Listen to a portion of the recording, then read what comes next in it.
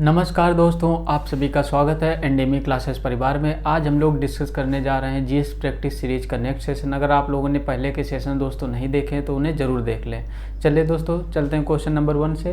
Question number 1 हमारा है, laterite मिट्टी मिलती है। आपको बताना है, राज्य दिए हुए हैं कि आपको लेटराइट मिट्टी कहाँ पर पाई जाती है। Option A Uttar Pradesh, option B Himachal Pradesh, option C Punjab, option D Maharashtra. तो दोस्तों लेटराइट मिट्टी ज़्यादातर कहाँ पाई जाती है? ऑप्शन डी महाराष्ट्र में दोस्तों मिल जाती है लेटराइट मिट्टी। ठीक है दोस्तों, लेटराइट मिट्टी महाराष्ट्र में मिल जाती है। महाराष्ट्र के कौन से दोस्तों? यानी कि महाराष्ट्र के दोस्तों पश्चिमी तटीय मैदान है दोस्तों, पश्चिमी तटीय मैदान है। पश्चिमी तटीय मैदान में दोस्तों इसकी मात्रा मिल जाती है। इन राज्यों में दोस्तों बात करें तो यानी कि इन राज्यों में सबसे अधिक दोस्तों महाराष्ट्र में मिलती है। ठीक है, बात कर लेते हैं नेक्स्ट क्वेश्चन की दोस्तों। नेक्स्ट क्वेश्चन देखते हैं दोस्तों लेटराइट मिट्टी के बारे में। देख लेते हैं दोस्तों लेटराइट मिट्टी के बारे में। यहाँ दोस्तों ये महाराष्ट्र वाला क्षेत्र है दोस्तों। महाराष्ट्र वाले रीजन में दोस्तों लेटराइट मिट्टी ये मिल जाती है। ठीक है दोस्तों, ये लेटराइट मिट्टी मिल जाती है। बात कर लेते हैं दोस्तों अन्य, ये जलोढ़ मिट्टी है। जलोढ़ मृदा दोस्तों है, ये जलोढ़ मृदा है। ये है पर्वतीय एवं वन मृदा, पर्वतीय एवं वन मृदा। वन मृदा दोस्तों ध्यान रखना, पर्वतीय एवं वन मृदा दोस्तों है। ये वाले रीजन में, पर्वतीय वाले रीजन में पर्वतीय एवं वन मृदा पाई जाती है, जबकि ये गंगा और ब्रह्मपुत्र का जो मैदानी एरिया है दोस्तों यहाँ पर यानी कि जलोढ़ मृदा पाई जाती है। बात करें दोस्तों, ये मरुस्थलीय क्षेत्र है। मरुस्थलीय क्षेत्र है दोस्तों, यहाँ पे दोस्तों मरुस्थलीय क्षेत्र में दोस्तों एरिड यानी मरुस्थलीय मृदा पाई जाती है। कौन सी दोस्तों? मरुस्थलीय मृदा। ध्यान रखना दोस्तों, मरुस्थलीय मृदा। ठीक है दोस्तों, मरुस्थलीय मृदा पाई जाती है, जबकि दोस्तों ये वाली जो मृदा है ये दोस्तों काली मृदा है, काली मिट्टी है, काली मृदा, जिसे दोस्तों कपासी मृदा भी कहते हैं। ये दोस्तों काली मृदा, इसे कपासी मृदा भी कहते हैं या रेंगुर भी कहते हैं। ध्यान रखना दोस्तों, इसका नाम रेंगुर भी है, कई बार एग्जाम्स में पूछा गया है। ठीक है, बात कर लेते हैं दोस्तों ये वाली है जो, यानी कि इसे दोस्तों लाल एवं पीली मिट्टी भी कहते हैं। लाल एवं पीली मिट्टी भी दोस्तों कहते हैं, पीली मिट्टी भी दोस्तों कहते हैं। बात कर लेते हैं दोस्तों जो लेटराइट मृदा है। लेटराइट मृदा जहाँ पे दोस्तों अधिक वर्षा होती है, जहाँ पे दोस्तों अधिक वर्षा, यानी लेटराइट मिट्टी वहाँ पर पाई जाती है जहाँ अधिक वर्षा एवं तापमान अधिक रहता है। ठीक है दोस्तों, तापमान भी अधिक, वर्षा होती है अधिक, ध्यान रखना दोस्तों, अधिक वर्षा होती है, उसके साथ दोस्तों तापमान भी अधिक रहता है। और तापमान भी, दोनों चीज़ें जहाँ अधिक रहती है वहाँ पे दोस्तों लेटराइट मृदा पाई जाती है। जबकि ये वाला रीजन दोस्तों केरल का हो गया, और जो यानी कि पश्चिमी तटीय मैदान पे अधिक वर्षा होने के कारण दोस्तों लेटराइट मृदा पाई जाती है। इसमें दोस्तों ध्यान रखना ह्यूमस, दोस्तों इसमें ह्यूमस कम रहता है। लेटराइट मृदा में दोस्तों क्या रहता है? ह्यूमस। यहाँ लिखते हैं दोस्तों, लेटराइट मृदा में दोस्तों क्या ह्यूमस कम रहता है, ह्यूमस कम रहता है, ह्यूमस दोस्तों कम रहता है, ये ध्यान रखना। ह्यूमस की मात्रा कम रहता है दोस्तों, लीचिंग हो जाती है इसमें, यानी कि जो भी पोषक तत्व होते हैं दोस्तों लीचिंग के कारण दोस्तों ये लीचिंग हो जाती है, इसके कारण दोस्तों कम उपजाऊ होती है दोस्तों, कम उपजाऊ रहती है। लीचिंग के कारण दोस्तों हो जाती तो कम उपजाऊ रहती है दोस्तों, यानी कि जो यानी कि गहरी जड़ों वाली फसलें, गहरी जड़ों वाली फसलें दोस्तों यहाँ पे उगती हैं। गहरी जड़ों वाली दोस्तों फसलें उगती हैं, जैसे दोस्तों क्या हो गया, नारियल हो गया, नारियल की दोस्तों यहाँ फसलें मिल जाती हैं, नारियल हो जाएगा दोस्तों, यानी कि काजू हो जाएगा, काजू आदि, ये दोस्तों फसलें इसीलिए दोस्तों इधर उगाई जाती हैं। बात कर लेते हैं दोस्तों नेक्स्ट क्वेश्चन। नेक्स्ट क्वेश्चन हमारा है, भारत में निम्नलिखित में से किस प्रकार का वन सर्वाधिक बृहद क्षेत्रों में पाया जाता है? आपको बताना दोस्तों किस प्रकार के वन है दोस्तों सर्वाधिक क्षेत्र में, यानी कि सबसे अधिक बृहद क्षेत्र में दोस्तों पाए जाते हैं। आपको बताना ऑप्शन ए पर्वतीय आर्द्र शीतोष्ण वन, ऑप्शन बी उपोष्ण शुष्क सदाबहार वन, ऑप्शन सी उष्णकटिबंधीय आर्द्र पर्णपाती वन, ऑप्शन डी यानी कि उष्णकटिबंधीय आर्द्र सदाबहार वन। तो दोस्तों इसका राइट आंसर क्या रहेगा? राइट आंसर रहेगा दोस्तों ऑप्शन सी, उष्णकटिबंधीय आर्द्र पर्णपाती वन। ठीक है दोस्तों, बात कर लेते दोस्तों इसके बारे में, देखते हैं, यानी कि देख लेते दोस्तों नेचुरल वेजिटेशन के बारे में दोस्तों। ये रहे दोस्तों कौन सा, ये हो गया माउंटेन फॉरेस्ट यानी कि पर्वतीय वन। ये दोस्तों क्या होगा, पर्वतीय वन। पर्वतीय वन ध्यान रखना दोस्तों, ये हो गया पर्वतीय वन। पर्वतीय वन, ये दोस्तों ध्यान रखना, ये हमारा हो गया पर्वतीय वन। पर्वतीय वन दोस्तों ये कहाँ पे पाए जाते हैं दोस्तों, ये पर्वत वाले यानी कि हिमालय के रीजन में दोस्तों, और नॉर्थ ईस्ट में दोस्तों जो पर्वतीय वाला एरिया वहाँ पे दोस्तों पर्वतीय वन पाए जाते हैं। बात करते हैं दोस्तों इसके बाद दोस्तों, ये देख लो ट्रॉपिकल यानी कि थ्रोन फॉरेस्ट दोस्तों इसे कहते हैं, यानी कि जो भी उष्णकटिबंधीय यानी कि झाड़ी बने, यानी उष्णकटिबंधीय झाड़ी दोस्तों, झाड़ी वन है ये, झाड़ी वन है, यहाँ ध्यान रखना दोस्तों। इसके अलावा दोस्तों ये लिटरली स्वैम्प फॉरेस्ट दोस्तों ये वाले क्षेत्र में आ जाता है, स्वैम्प फॉरेस्ट। इसके अलावा दोस्तों ट्रॉपिकल एवरग्रीनिंग फॉरेस्ट ध्यान रखना दोस्तों, नॉर्थ ईस्ट में और जो पश्चिमी घाट और पूर्वी घाट का कुछ दोस्तों क्षेत्र है वहाँ पर दोस्तों हमें ये वाला मिल जाते वन है। कौन से दोस्तों, उष्णकटिबंधीय सदाबहार वन, उष्णकटिबंधीय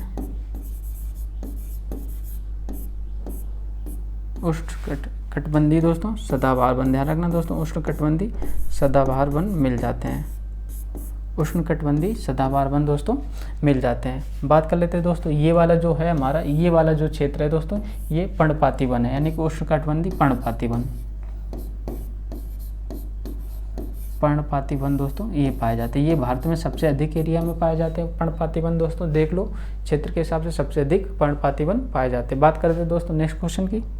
नेक्स्ट क्वेश्चन हमारा, ऊपरी गंग सिंचाई नहर निकलती है, आपको बताना कई बार एग्जाम से दोस्तों पूछी गई है, और सबसे यानी कि फेमस नदी भी है दोस्तों, ऊपरी गंग सिंचाई नहर निकलती है, आपको बताना ऑप्शन ए सोन नदी, ऑप्शन बी दोस्तों है गंगा नदी, ऑप्शन सी कोसी नदी, ऑप्शन डी गंडक नदी।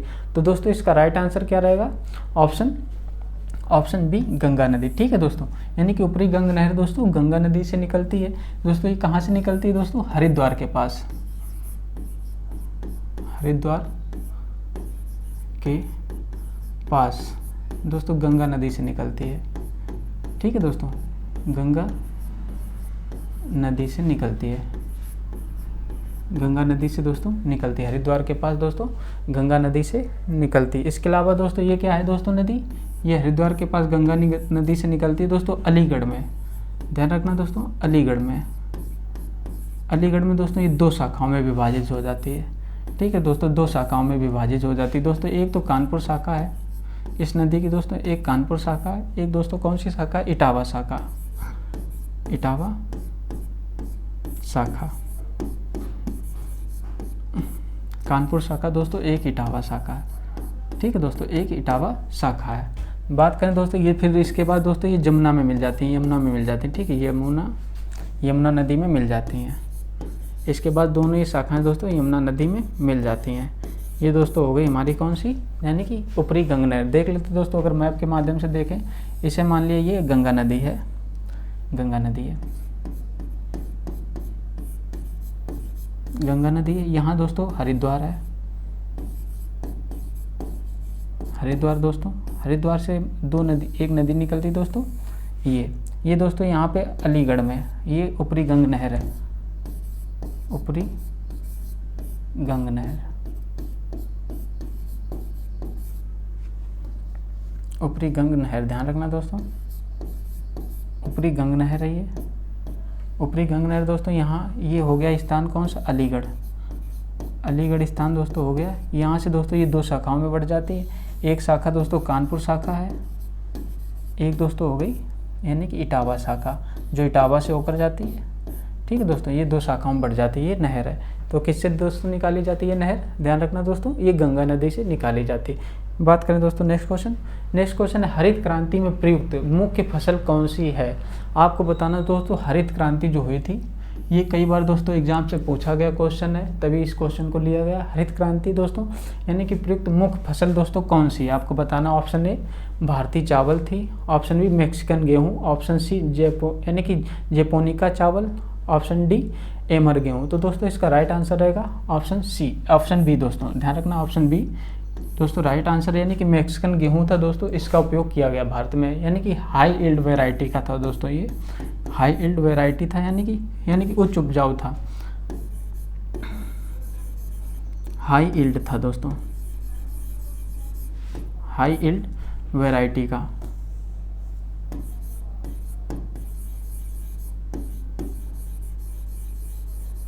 हाई यील्ड वैरायटीज़ का दोस्तों ये वाला गेहूँ था, यानी कि उच्च उपजाऊ था दोस्तों। बात कर लेते हैं दोस्तों हरित क्रांति। हरित क्रांति दोस्तों भारत में जनक कौन है? हरित क्रांति के जनक भारत में कौन है? जनक भारत में दोस्तों, भारत में जनक कौन है? एम.एस. स्वामीनाथन। कौन है दोस्तों? एम.एस. स्वामीनाथन। ध्यान रखना दोस्तों, एम.एस. स्वामीनाथन। एम.एस. स्वामीनाथन दोस्तों है भारत रत्न, यानी कि इन्हें एम.एस. स्वामीनाथन दोस्तों यानी कि हरित क्रांति के भारत में जनक है दोस्तों। इन्हें भारत रत्न से भी नवाजा गया। ठीक है दोस्तों, नवाजा गया दोस्तों। कब नवाजा गया दोस्तों? 2024 में ही दोस्तों घोषणा की गई। 2024 में घोषणा की गई। 2024 में दोस्तों घोषणा हुई। बात कर लेते हैं दोस्तों नेक्स्ट क्वेश्चन की। नेक्स्ट क्वेश्चन हमारा है, नेक्स्ट क्वेश्चन है कपास के रेशे प्राप्त होते हैं। आपको बताना दोस्तों, कपास जो होता है दोस्तों कॉटन, इसके रेशे किससे प्राप्त होते हैं? ऑप्शन ए पर्ण से यानी कि पत्तों से, ऑप्शन बी बीज से, ऑप्शन सी तने से, ऑप्शन डी मूल से यानी कि जड़ से। तो दोस्तों इसका राइट आंसर क्या रहेगा? ऑप्शन बी यानी कि बीज से दोस्तों, यानी कि कपास के रेशे दोस्तों प्राप्त होते हैं। ठीक है दोस्तों, कपास के रेशे प्राप्त होते हैं। बात करें दोस्तों इसकी कपास के बारे में दोस्तों, यानी कि कपास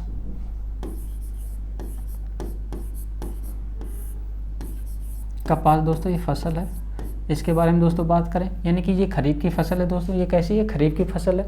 इसके लिए दोस्तों यानी कि जलवायु कैसी चाहिए दोस्तों? यानी कि 21 से 30 डिग्री का टेम्परेचर चाहिए। ठीक है दोस्तों, 21 से 30 डिग्री का टेम्परेचर चाहिए। इसके लिए 180 दिनों का दोस्तों क्या है? इसके लिए दोस्तों 180 दिनों का क्या चाहिए? 180 दिनों का दोस्तों कोहरा, यानी कि कोहरा फ्री, कोहरा मुक्त दोस्तों यानी कि चाहिए, कोहरा मुक्त दिन चाहिए। 180 दोस्तों कोहरा मुक्त दिन चाहिए। ठीक है, 180 दोस्तों। इसका रेनफॉल यानी कि वर्षा दोस्तों इसके लिए कितनी?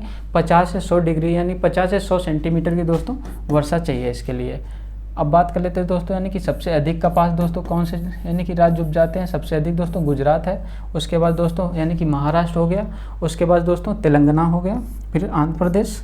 ये दोस्तों है। इंडिया का अगर पोजीशन बात करें विश्व में तो दोस्तों भारत दूसरे नंबर पर कपास उपजाने में है। ठीक है, कपास उत्पादन में दोस्तों दूसरे नंबर पे पहला दोस्तों चाइना है। ठीक है, पहला चाइना है। बात करें दोस्तों ये किस मृदा में उगाया जाता है, यानी कि किस मृदा में उत्पादन सबसे अधिक होता है दोस्तों? यानी कि ब्लैक यानी कॉटन, यानी कि ब्लैक कॉटन यानी कि कपासी मृदा।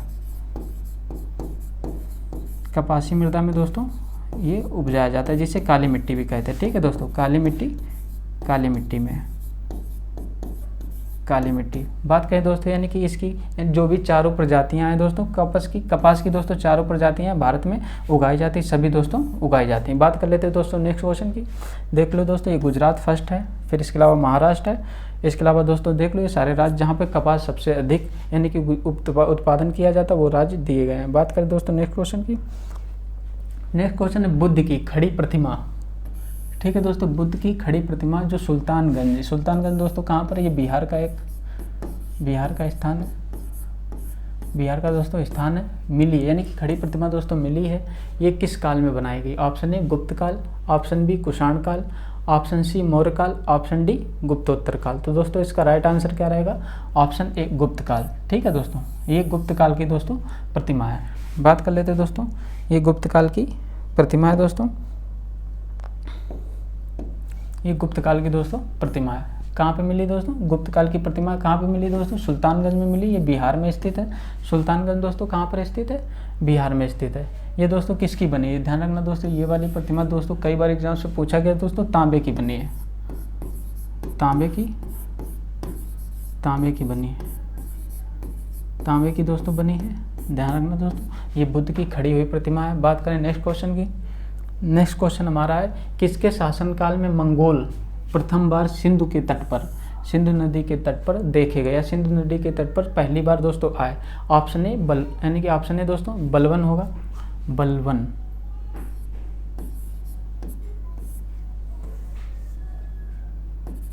ऑप्शन ए दोस्तों बलवन। ऑप्शन बी दोस्तों Iltutmish, option C Razia, option D यानी कुतुबुद्दीन ऐबक। दोस्तों इसका राइट आंसर क्या रहेगा? कुतुबुद्दीन ऐबक। दोस्तों इसका राइट आंसर क्या रहेगा? राइट आंसर दोस्तों रहेगा ऑप्शन बी दोस्तों यानी कि इल्तुतमिश। इल्तुतमिश दोस्तों यानी कि मंगोल शासन, यानी कि जो मंगोल प्रथम बार दोस्तों इल्तुतमिश के शासन में यानी कि आक्रमण किया दोस्तों। ठीक है, इल्तुतमिश के शासन, इल्तुतमिश का दोस्तों शासन कब से कब तक था दोस्तों, 1211 ईस्वी से दोस्तों 1236 ईस्वी तक इन्होंने शासन किया। ठीक है दोस्तों, 1236 यानी कि दिल्ली सल्तनत के दोस्तों यानी कि वास्तविक शासक इन्हें कहते हैं। दिल्ली सल्तनत का दोस्तों ध्यान रखना दोस्तों, दिल्ली सल्तनत का अगर वास्तविक शासक दोस्तों किसे कहते हैं, वास्तविक संस्थापक, वास्तविक संस्थापक दोस्तों कहते हैं इन्हें, वास्तविक संस्थापक कहते हैं, वास्तविक संस्थापक कहते हैं,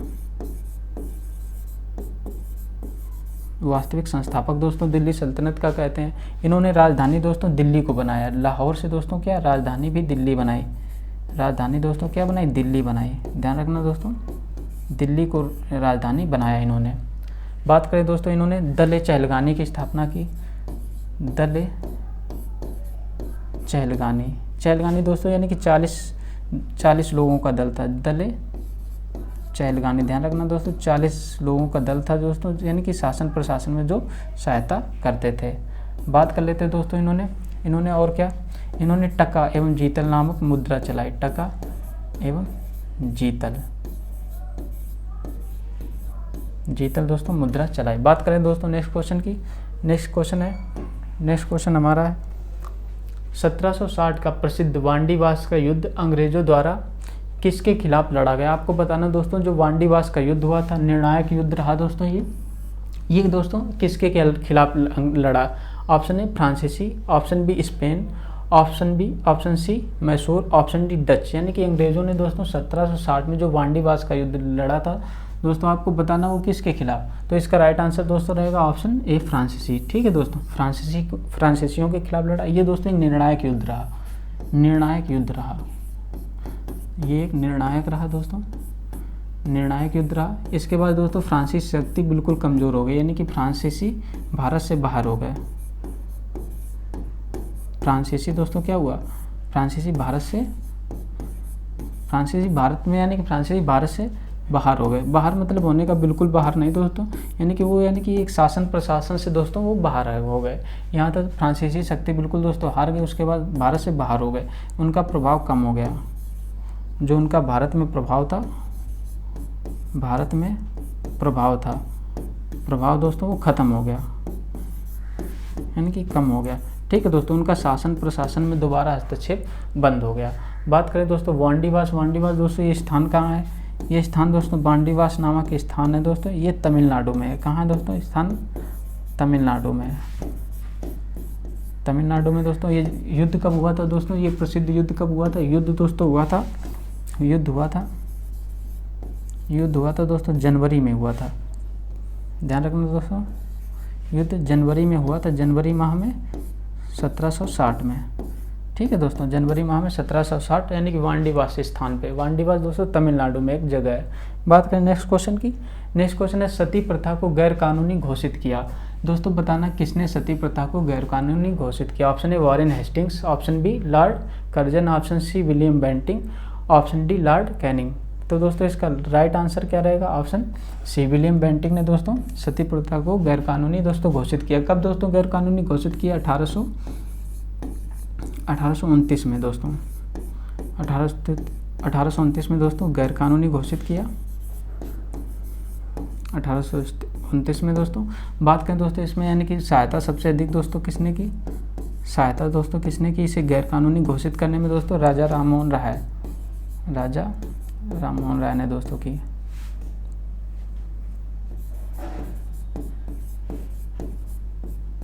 राजा राममोहन राय ने दोस्तों यानी कि पुनर्जागरण के पिता भी भारत में दोस्तों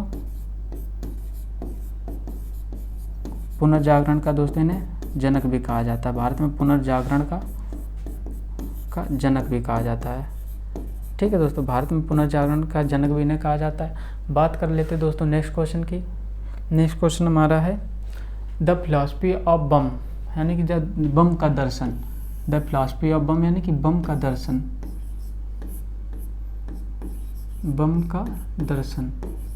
ये दोस्तों पुस्तक बम का दर्शन दोस्तों ये पुस्तक है दोस्तों किसने लिखी है, आपको बताना है। Option A Bhagat Singh, option B Sukhdev, option C Bhagat यानी कि भगवती चरण वोरा, ऑप्शन डी राम प्रसाद बिस्मिल। दोस्तों इसका राइट आंसर क्या रहेगा? ऑप्शन सी भगवती चरण वोरा दोस्तों द फिलॉसफी ऑफ बम के लेखक थे।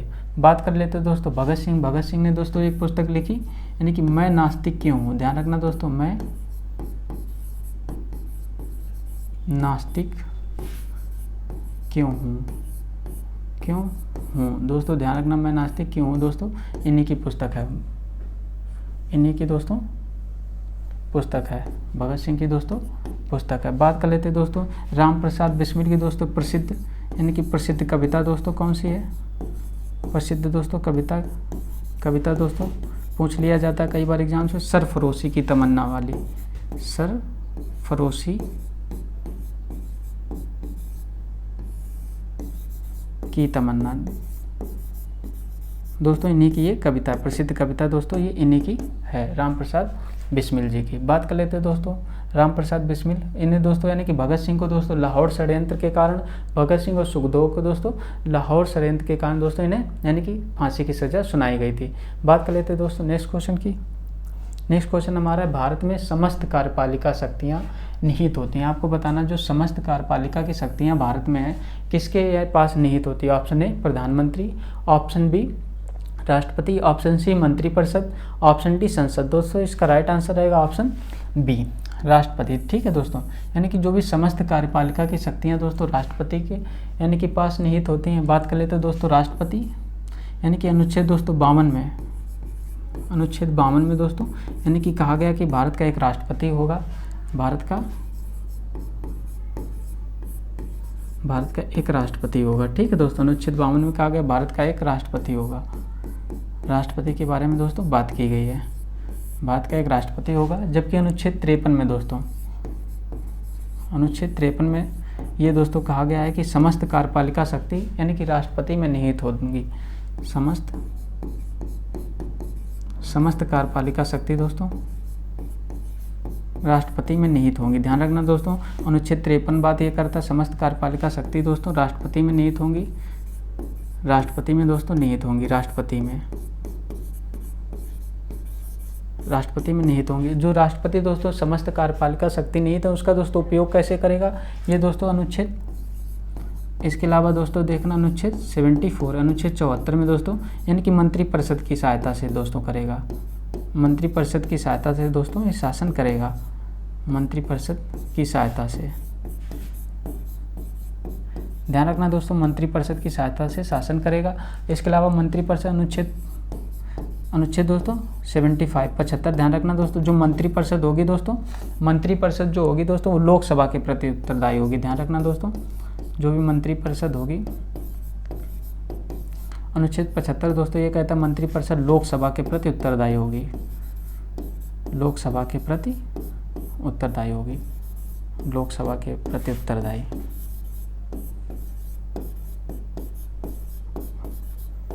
दोस्तों लोकसभा के प्रति उत्तरदायी होगी मंत्रिपरिषद। बात कर लेते हैं दोस्तों नेक्स्ट क्वेश्चन। नेक्स्ट क्वेश्चन हमारा है, भारत का प्रधानमंत्री होता है, आपको बताना है ऑप्शन ए चयनित किया जाता है, ऑप्शन बी मनोनीत किया जाता है, ऑप्शन सी निर्वाचित होता है, ऑप्शन डी नियुक्त होता है। तो दोस्तों भारत का जो प्रधानमंत्री है उसे दोस्तों क्या किया जाता है? तो इसका राइट आंसर होगा ऑप्शन डी नियुक्त दोस्तों किया जाता है। चयनित दोस्तों नहीं किया जाता है, चयन नहीं किया जाता है यानी कि कई लोग हैं उनमें से चयन हो, या ना ही मनोनीत करते हैं राष्ट्रपति की यानी कि मनोनीत भी नहीं करते, ना ही राष्ट्रपति यानी कि प्रधानमंत्री सीधे निर्वाचित होता है। प्रधानमंत्री दोस्तों जनता से सीधे निर्वाचित नहीं होता, वो एक सांसद के रूप यानी कि एक सांसद के रूप में दोस्तों निर्वाचित होता है। उसके बाद दोस्तों यानी कि जो भी बड़ी पार्टी होती है उसके जो भी यानी कि सांसद हैं दोस्तों वो डिसाइड करते हैं कि हमारा प्रधानमंत्री कौन होगा। दोस्तों नियुक्त कौन करता है? नियुक्त दोस्तों राष्ट्रपति करते हैं, और राष्ट्रपति के द्वारा दोस्तों नियुक्त की जाती है, राष्ट्रपति के द्वारा प्रधानमंत्री नियुक्त किया जाता है। ध्यान रखना दोस्तों, कई बार एग्जाम्स में पूछा गया है कि ये दोस्तों यानी कि कंफ्यूजिंग वाला पॉइंट है। बात करें नेक्स्ट क्वेश्चन। नेक्स्ट क्वेश्चन है, संविधान के कौन से भाग में पंचायती राज से संबंधित दोस्तों प्रावधान सम्मिलित हैं? ऑप्शन ए भाग 6, ऑप्शन बी भाग 7, ऑप्शन सी भाग 8, ऑप्शन डी भाग 9। दोस्तों इसका राइट आंसर क्या रहेगा? ऑप्शन दोस्तों भाग रहेगा ऑप्शन डी। ऑप्शन डी दोस्तों भाग 9 में दोस्तों पंचायती राज से दोस्तों संबंधित प्रावधान किए गए हैं। ऑप्शन दोस्तों कौन सा रहेगा? डी, भाग 9। बात कर लेते हैं दोस्तों भाग 6 में दोस्तों क्या कहा गया दोस्तों, जो भी यानी कि अनुसूचित जाति अनुसूचित जनजाति क्षेत्र है, अनुसूचित जनजाति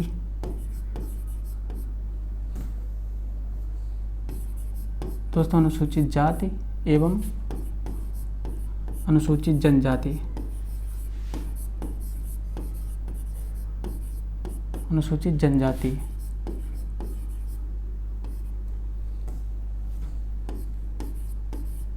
अनुसूचित जनजाति क्षेत्रों के दोस्तों प्रशासन से संबंधित है, क्षेत्रों के दोस्तों प्रशासन एवं प्रशासन से संबंधित है। ध्यान रखना दोस्तों, क्षेत्रों के प्रशासन से, यानी कि दोस्तों इसमें अनुसूचित जनजातियों के क्षेत्रों से प्रशासन से संबंधित है, अनुसूचित जाति नहीं दोस्तों, अनुसूचित जनजातियों के क्षेत्रों के प्रशासन से दोस्तों ये संबंधित है। दोस्तों इसमें 10 राज्य शामिल है। अभी दोस्तों वर्तमान में दोस्तों इस सूची में 10 राज्य शामिल है।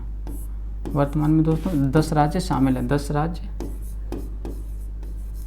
राज्य शामिल है। ध्यान रखना दोस्तों, वर्तमान में पूछ लिया जाए कितने राज्य दोस्तों शामिल है? 10 राज्य। ये छठी अनुसूची दोस्तों 10 राज्यों पे अभी लागू है। बात कर लेते हैं दोस्तों अन्य दोस्तों भाग 8 में दोस्तों क्या है? संघ राज्य क्षेत्र दोस्तों दिया गया है, संघ राज्य क्षेत्र दोस्तों दिया गया है, संघ राज्य क्षेत्र दिया गया, ठीक है दोस्तों, संघ राज्य क्षेत्र दिया गया। जबकि दोस्तों करें 5वीं अनुसूची की बात करें दोस्तों, 5वीं अनुसूची में दोस्तों अनुसूचित क्षेत्र के अनुसूचित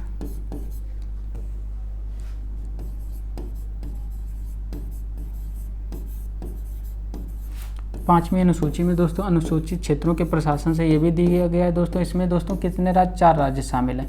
4 राज्य दोस्तों कौन से? ATMM से दोस्तों ध्यान रखना, ए से हो गया दोस्तों असम, त्रिपुरा, मेघालय, मिजोरम दोस्तों 4 राज्य इसमें शामिल हैं। बात करें दोस्तों नेक्स्ट क्वेश्चन की।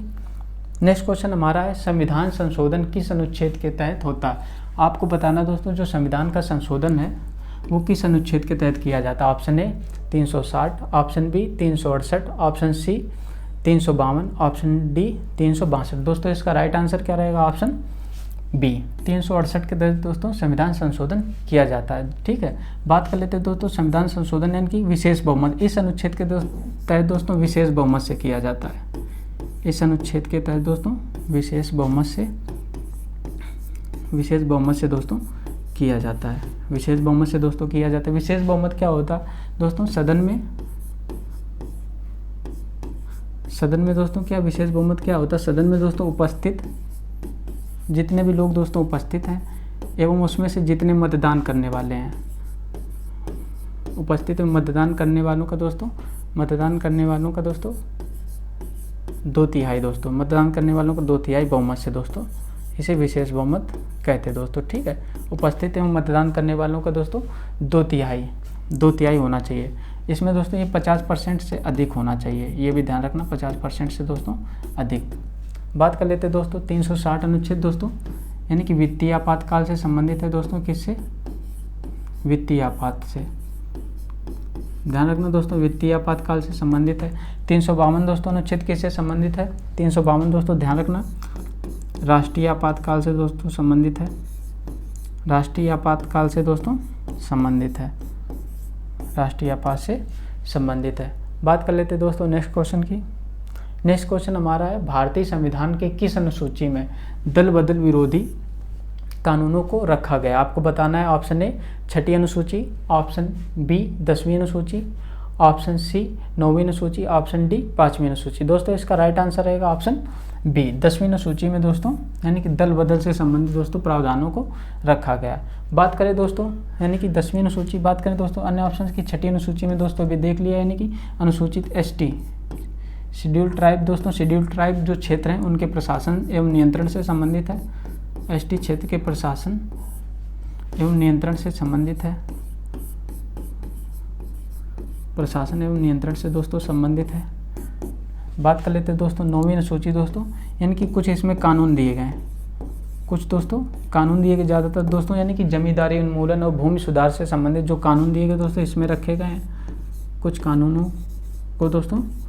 को रखा गया, इसमें कुछ कानूनों को दोस्तों रखा गया जो जमींदारी, ज़्यादातर दोस्तों जमींदारी भूमि सुधार से संबंधित कानून है। भूमि सुधार से संबंधित दोस्तों जो भी कानून इसमें रखे गए हैं। बात कर लेते हैं दोस्तों 5वीं अनुसूची में दोस्तों, यानी कि जो भी अनुसूचित क्षेत्र हैं उनसे प्रशासन और नियंत्रण से संबंधित दोस्तों, इसमें भी दोस्तों कितने 4 राज्य शामिल हैं। इसमें 4 राज्य तो शामिल कौन से? असम, त्रिपुरा, मेघालय, मिजोरम। असम, त्रिपुरा, मेघालय और मिजोरम। दोस्तों ध्यान रखना, ये एक ट्रिक भी है दोस्तों, एटीएम में मनी नहीं। ठीक है दोस्तों, एटीएम में मनी नहीं से दोस्तों ध्यान रखना, इसमें मणिपुर शामिल नहीं है। मणिपुर दोस्तों शामिल नहीं है, मणिपुर शामिल नहीं है। 5वीं अनुसूची के दोस्तों राज्य शामिल करने के लिए इसमें क्या है? मणिपुर शामिल नहीं है। ए से दोस्तों असम हो गया, त्रिपुरा, मेघालय, मिजोरम और एटीएम में मनी नहीं, तो दोस्तों मणिपुर शामिल नहीं है। बात कर लेते हैं दोस्तों नेक्स्ट क्वेश्चन की।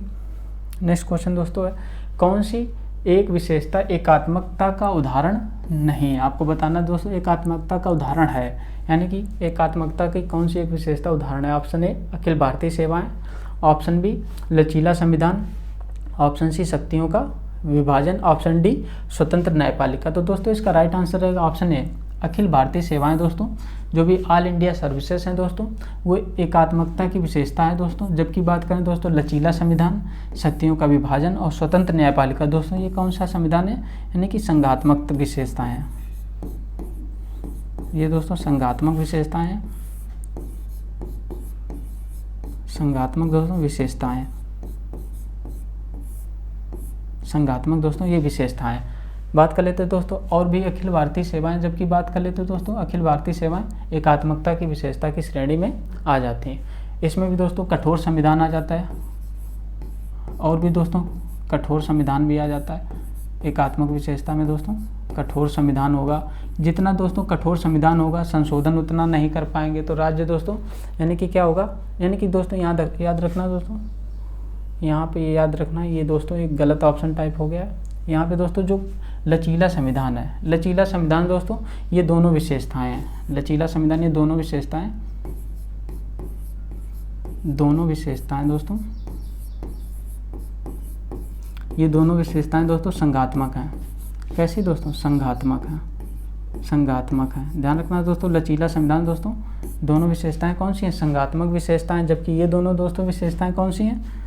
ये दोनों दोस्तों विशेषताएं एकात्मक है। ध्यान रखना दोस्तों एकात्मक, यहाँ ध्यान रखना दोस्तों ये दोनों विशेषताएं दोस्तों अखिल भारतीय सेवाएं और लचीला संविधान दोनों विशेषताएं दोस्तों एकात्मकता की श्रेणी में आ जाती हैं। जबकि शक्तियों का विभाजन होगा, स्वतंत्र न्यायपालिका होगी दोस्तों, वो संघात्मकता की श्रेणी में आ जाती है। दोस्तों इसमें दोस्तों जितना लचीला संविधान होगा दोस्तों क्या होगा कि जो यानी कि केंद्र है वो लचीले संविधान की वजह से उसमें संशोधन जल्दी कर पाएगी और दोस्तों शक्तियों का यानी कि अपने पक्ष में कर लेगी। जबकि दोस्तों कठोर संविधान होगा, ध्यान रखना दोस्तों कठोर संविधान, जितना दोस्तों कठोर संविधान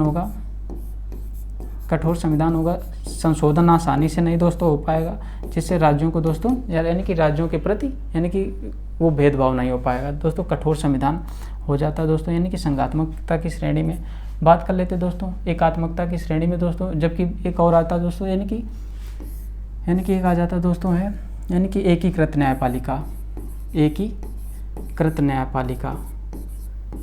न्यायपालिका जबकि आ जाए दोस्तों, ये बहुत यानी कि संशय वाला दोस्तों एक पॉइंट है। एकीकृत न्यायपालिका वाला जब दोस्तों आ जाता वो दोस्तों एकात्मकता की श्रेणी में आता है। ध्यान रखना दोस्तों एकीकृत न्यायपालिका वाला आ जाए तो एकात्मकता की श्रेणी में दोस्तों आ जाता है। बात करें दोस्तों नेक्स्ट क्वेश्चन दोस्तों, भाषाई आधार पर गठित होने वाला देश का प्रथम राज्य था। आपको बताना है जो भाषाई आधार पर कौन सा राज्य गठित हुआ। Option A Tamil Nadu, option B Kerala, option C Goa, option D Andhra Pradesh. दोस्तों इसका राइट आंसर रहेगा ऑप्शन यानी कि डी आंध्र प्रदेश दोस्तों, यानी कि भाषा के आधार पर गठित होने वाला दोस्तों पहला राज्य था। कब गठित हुआ दोस्तों? 1953 में श्री रामुलु पोट्टी की दोस्तों यानी कि श्री रामुलु पोट्टी के आंदोलन के बाद, श्री रामुलु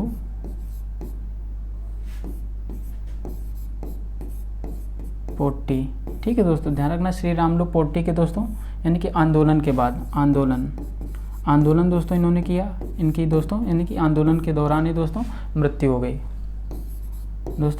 गई। उसके बाद दोस्तों खूब हंगामे हुए, उसके बाद दोस्तों आंध्र प्रदेश का गठन किया गया। बात कर लेते हैं दोस्तों भाषा के आधार पर। पहले दोस्तों एक एस के धर कमेटी गठित की गई। एस के धर कमेटी गठित की गई थी दोस्तों। एस के धर कमेटी गठित की गई। उसने दोस्तों भाषा के आधार पर मानने से मना कर दिया। भाषा के आधार पर दोस्तों मना कर दिया। उसके बाद दोस्तों JVP समिति गठित की गई। उसने भी दोस्तों भाषा के आधार पर राज्यों का गठन करने से क्या कर दिया, मना कर दिया। एस के धर समिति और JVP समिति यानी कि जवाहरलाल नेहरू यानी कि वल्लभ भाई पटेल और पट्टाभी सीतारमैया, ठीक है दोस्तों, 3 लोगों की गठित की गई थी दोस्तों। उन्होंने भाषा के आधार पर मानने से मना कर दिया। उसके बाद दोस्तों फजल अली समिति, फजल अली दोस्तों समिति ने दोस्तों फजल अली समिति ने इसे दोस्तों मान लिया, भाषा के आधार पर मान लिया, ठीक है दोस्तों, भाषा के आधार पर मान लिया। उसके बाद लेकिन दोस्तों भाषा के आधार पर गठित किया जा सकता है, लेकिन उसका उद्देश्य दोस्तों प्रशासनिक रहेगा, प्रशासनिक दोस्तों रहेगा, प्रशासनिक उद्देश्य रहेगा, ना कि सभी भाषाओं के आधार पर दोस्तों, प्रशासनिक उद्देश्य से, ठीक है दोस्तों, ध्यान रखना प्रशासनिक उद्देश्य उसका रहेगा। बात करें दोस्तों नेक्स्ट क्वेश्चन की, उच्चतम न्यायालय के न्यायाधीशों का वेतन कौन निर्धारित करता है, आपको बताना है। ऑप्शन ए राष्ट्रपति, ऑप्शन बी प्रधानमंत्री, ऑप्शन सी संसद, ऑप्शन डी लोकसभा अध्यक्ष। दोस्तों इसका राइट आंसर क्या रहेगा, ऑप्शन दोस्तों सी संसद दोस्तों, यानी कि जो भी उच्चतम न्यायालय के दोस्तों न्यायाधीश हैं और न्यायाधीशों का दोस्तों वेतन है वो कौन न्याय करता है दोस्तों, यानी कि ऑप्शन सी संसद दोस्तों डिसाइड करती है। बात कर लेते हैं दोस्तों जो भी हाई कोर्ट, यानी कि ध्यान रखना दोस्तों हाई कोर्ट और सुप्रीम कोर्ट के जजों का, हाई कोर्ट और सुप्रीम कोर्ट के दोस्तों जजों का दोस्तों वेतन एवं भत्ते दोस्तों, वेतन एवं भत्ते दोस्तों कौन डिसाइड करता है दोस्तों, संसद डिसाइड करती है दोस्तों। बात करें दोस्तों सुप्रीम कोर्ट यानी कि उच्चतम न्यायालय दोस्तों, हाई कोर्ट का जो दोस्तों वेतन दिया जाता है, यानी कि वेतन एवं भत्ते दिए जाते हैं। हाई कोर्ट के जो भी यानी कि सदस्य हैं, जो भी यानी कि जज हैं, उनके वेतन और भत्ते दोस्तों किससे दिए जाते हैं, ध्यान रखना दोस्तों, ये दिए जाते हैं दोस्तों राज्य की संचित निधि से, ध्यान रखना दोस्तों राज्य संचित निधि से। कई बार दोस्तों एग्जाम से पूछा गया दोस्तों, ये राज्य संचित निधि से दिए जाते हैं, जबकि दोस्तों सुप्रीम कोर्ट के, जबकि दोस्तों इसकी यानी कि हाई कोर्ट के जजों के दोस्तों पेंशन है, जबकि दोस्तों पेंशन है, पेंशन दोस्तों दी जाती है भारत की संचित निधि से, भारत की संचित निधि से, भारत की दोस्तों संचित निधि से दी जाती है, ध्यान रखना दोस्तों, भारत की संचित निधि से दोस्तों दी जाती है। यानी कि हाई कोर्ट के दोस्तों जजों का जो भी वेतन है, ये वेतन एवं भत्ते हो जाते हैं दोस्तों राज्य की संचित निधि से दिए जाते हैं, जबकि हाई कोर्ट के जजों का दोस्तों पेंशन है, पेंशन दोस्तों भारत की संचित निधि से दिया जाता है। बात कर लेते हैं दोस्तों जो सुप्रीम कोर्ट के जजों की पेंशन, यानी कि जो भी सुप्रीम कोर्ट के जज हैं दोस्तों, यानी कि यहाँ ध्यान अलग लिखते हैं, जो भी दोस्तों सुप्रीम कोर्ट के जज हैं उनकी पेंशन और वेतन, पेंशन एवं दोस्तों ध्यान रखना एवं वेतन दोस्तों, वेतन एवं भत्ते दोस्तों सभी भारत की संचित निधि से दिए जाते हैं, भारत संचित निधि से दिए जाते हैं, ध्यान रखना दोस्तों। ये वाला दोस्तों बहुत यानी कि कंफ्यूजिंग पॉइंट है, हाई कोर्ट वाला दोस्तों कई बार एग्जाम से पूछा गया है, आ जाएगा। बात कर लेते हैं दोस्तों नेक्स्ट क्वेश्चन दोस्तों रक्त का ग्लूकोज स्तर।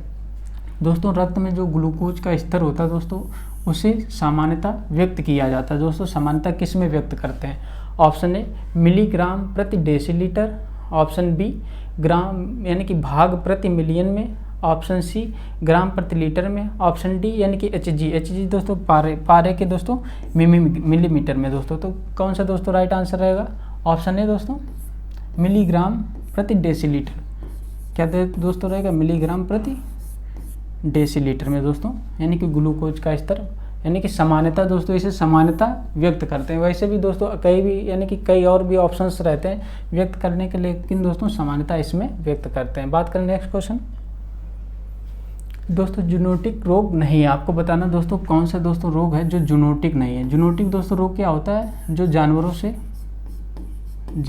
दोस्तों, जूनोटिक रोग दोस्तों उसे कहते हैं जो जानवरों से दोस्तों मनुष्यों में फैलता है। जूनोटिक रोग दोस्तों उसे कहते हैं जानवरों से मनुष्यों में फैलता है। बात करें दोस्तों इसमें से कौन सा नहीं, ऑप्शन ए कौन सा नहीं है, option A rabies, option B plague, option C AIDS, option D SARS. तो दोस्तों इसका राइट आंसर क्या रहेगा? Option C ads. एड्स दोस्तों एक संक्रामक बीमारी है, संक्रामक रोग है, संक्रामक है, यानी कि संक्रामक रोग है, लेकिन दोस्तों ये संक्रामक रोग है, लेकिन ये दोस्तों किससे नहीं, जूनोटिक डिजीज नहीं है, जानवरों से दोस्तों ये नहीं फैलती। जबकि दोस्तों रेबीज हो गया, रेबीज दोस्तों हमारा किससे फैल जाता है, यानी कि कुत्ते बिल्ली जो भी दोस्तों यानी कि काटते हैं उनसे भी रेबीज फैल जाता है। प्लेग भी दोस्तों फैलता है और सार्स को भी दोस्तों ये फैल जाता है। बात कर लेते हैं दोस्तों नेक्स्ट क्वेश्चन। आज के लिए दोस्तों बस इतना ही। अगर आपको वीडियो अच्छी लगी हो तो चैनल को सब्सक्राइब करें, लाइक करें, शेयर करें। जय हिंद दोस्तों।